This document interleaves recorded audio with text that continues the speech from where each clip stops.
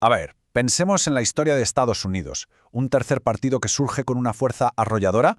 Pues sí, existió, nació del secretismo, se alimentó de un escándalo de los gordos y supo canalizar el miedo de toda una nación. Vamos a adentrarnos en la increíble historia del partido antimasónico.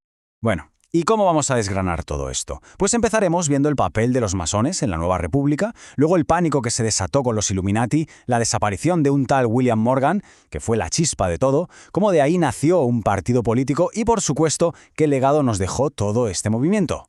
Empezamos por el principio, los masones en la Nueva República.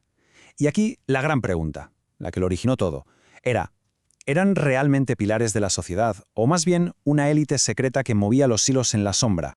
Pues al principio, justo después de la Revolución Americana, ser masón era todo un símbolo de estatus.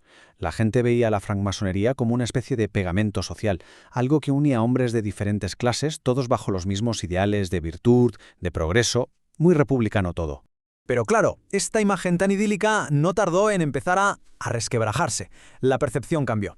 Para 1815 ya había mucha gente que veía las cosas de otra manera. Pensaban que esto era más bien una sociedad de ayuda mutua, pero súper exclusiva. Una red oculta para conseguir favores tanto en los negocios como en la política. Y oye, que estaban por todas partes en los cargos públicos. Además, su racionalismo chocaba de frente con el fervor evangélico de la época. O sea que para muchos, de ciudadanos virtuosos, nada. Eran una élite secreta que operaba a plena vista. Y si esta desconfianza ya estaba cociéndose a fuego lento, imaginen lo que pasó cuando llegó un ingrediente explosivo desde Europa, una ola de pánico, una teoría de la conspiración que en América encontró, el terreno perfecto para crecer, el miedo a los Illuminati.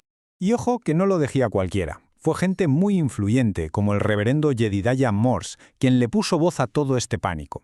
En 1798 soltó esta perla. Alertaba de una conspiración de los notorios Illuminati de Baviera que intentaban utilizar a los masones para provocar una revolución como la de Francia. Casi nada. La idea era esa, que querían traer el caos de la Revolución Francesa a Estados Unidos. Y lo más curioso de todo es que los Illuminati de verdad, los de Baviera, fundados por Adam Weishaupt en 1776, apenas duraron 10 años. El gobierno bávaro los suprimió y listo. ¿Pero qué pasó? Que una década después, en 1797, un par de libros los resucitaron pintándolos como los cerebros de la Revolución Francesa. Y esa idea cruzó el charco y en Estados Unidos se extendió como la pólvora, alimentando todavía más la división política. Fíjense en las dos visiones tan opuestas que había del fundador, de Adam Weishaupt. Por un lado, gente como John Robinson lo describía como un demonio humano, con una misión de destructividad malévola. Pero por otro lado, tenías a Thomas Jefferson, que lo veía como un filántropo entusiasta que solo quería restablecer la religión natural. ¿A qué se debe esto? Pues que en el fondo no se trataba de Weishaupt, sino de la tremenda fractura política que ya existía en Estados Unidos. Y claro, todo este miedo no se quedó en palabras o en sermones en las iglesias. No, se convirtió en un arma política muy potente. Los federalistas lo usaron para atacar a sus rivales como Jefferson, tachándolos de radicales peligrosos que querían destruir la moral de la nación. De hecho, este pánico ayudó a justificar leyes tan polémicas como las leyes de extranjería y sedición. Hasta ahora hemos hablado de miedos, de teorías, de paranoia, todo un poco abstracto, ¿verdad? Bueno, pues todo eso estaba a punto de volverse terriblemente real. Y todo por un solo hombre, en un pueblecito de Nueva York, que iba a encender la mecha de un incendio que se extendería por todo el país. La pregunta es clave. ¿Qué pasa cuando una sola persona amenaza con contar los secretos de un grupo tan poderoso y reservado? Pues la respuesta, como vamos a ver, fue bastante violenta.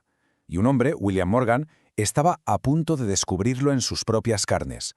Su destino fue lo que transformó una simple protesta social en una auténtica cruzada política. Lo que le pasó a William Morgan en septiembre de 1826 es de película de miedo. Primero, amenaza con publicar un libro revelando secretos masónicos. Segundo, de repente lo arrestan y lo meten en la cárcel por una deuda ridícula. Tercero, justo al salir, un grupo de hombres lo secuestra. Y cuarto, William Morgan desaparece para siempre. Nunca más se supo de él. Y claro, la investigación fue un desastre, llena de obstrucciones. Para la gente la conclusión era obvia. Los masones estaban detrás de todo y estaban por encima de la ley. Es que este es el punto clave. La investigación fallida fue, para muchísima gente, la prueba irrefutable. Si los masones del gobierno y de la policía podían usar sus puestos para proteger a secuestradores y asesinos, entonces la conspiración ya no era una simple teoría, era una realidad, y además una realidad aterradora. Y toda esa indignación, toda esa rabia no se quedó en la calle, se trasladó directamente a las urnas. Y así es como de una cruzada moral nació un partido político. Pero es que este partido antimasónico no solo fue un dolor de cabeza para los masones, fue mucho más. Introdujeron algo que cambió las reglas del juego de la política estadounidense para siempre. Atentos. En 1830 celebraron la primera convención nacional de un partido político en toda la historia de Estados Unidos, una auténtica innovación. Y que nadie piense que eran 4 gatos, para nada. Tuvieron un éxito increíble. Llegaron a ganar las elecciones a gobernador en Vermont y en Pensilvania. Consiguieron enviar a más de 20 congresistas a Washington. E incluso en las elecciones presidenciales de 1832 se llevaron los 7 votos electorales del estado de Vermont. O sea, un éxito rotundo. El impacto para la francmasonería fue devastador. La presión social era enorme. Imaginen, en solo una década la afiliación se desplomó. Pasaron de unos 100.000 miembros en 1826 a apenas 40.000 10 años después, una caída de más del 60%. Muchas logias simplemente tuvieron que cerrar. Ahora bien, a pesar de su éxito inicial, el partido tuvo una vida bastante corta, pero su sombra fue muy alargada. Dejó una marca imborrable, no solo en los masones, sino en toda la cultura política de Estados Unidos. ¿Y por qué desapareció tan rápido? Pues, irónicamente, su gran fortaleza fue también su perdición. Estaban tan centrados en el tema antimasónico que cuando surgieron otros problemas nacionales importantes, como el debate sobre el Banco Nacional, se quedaron sin discurso. Al final, la mayoría de sus miembros acabaron en el nuevo partido Whig, unidos contra el presidente Andrew Jackson. La francmasonería, por su parte, sobrevivió al golpe, pero desde luego no salió indemne. Esta cruzada la obligó a cambiar por completo. Tuvo que reinventarse, volverse una institución menos secreta, menos esotérica. Tuvo que adaptarse para poder seguir existiendo. Y aquí llegamos al legado más importante, a la clave de todo esto. El movimiento antimasónico creó una especie de manual, un modelo para el populismo estadounidense que ha perdurado hasta hoy. La fórmula: fusionar la ansiedad moral de la gente, el miedo a élites secretas que nadie controla, y canalizar todo eso en un movimiento político que nace desde la base. Y esto nos deja con una pregunta final, una reflexión importante. ¿Cómo resuenan hoy en día los ecos de esa cruzada antimasónica? Porque ese miedo a las cábalas secretas, esa movilización popular contra una élite que se percibe como corrupta, ¿no nos suena de algo?